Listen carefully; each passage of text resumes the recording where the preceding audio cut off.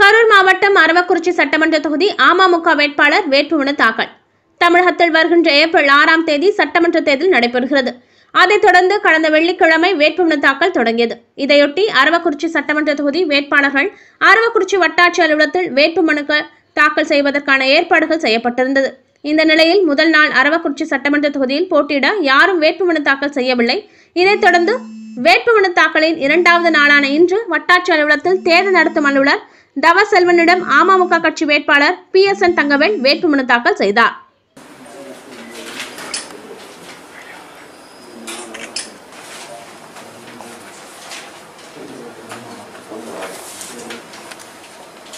உறுதிமொழி படிவம் இந்திய அரசியலமைப்பு சட்டத்தின் 173A பிரிவு PSN தங்கவேல் எனும் நான் தமிழ்நாடு சட்டப்பேரவையில் உள்ள இடம் ஒன்றை நிரப்புவதற்கு வேட்பாளராக நியமிக்கப்பட்டுள்ளதால் சட்ட விதிகளுக்கிணங்க இந்திய அரசியலமைப்பினால் உண்மையான நம்பிக்கையும் கட்டுப்பாடும் கொண்டிருப்பேன் என்றும் இந்த நாட்டின்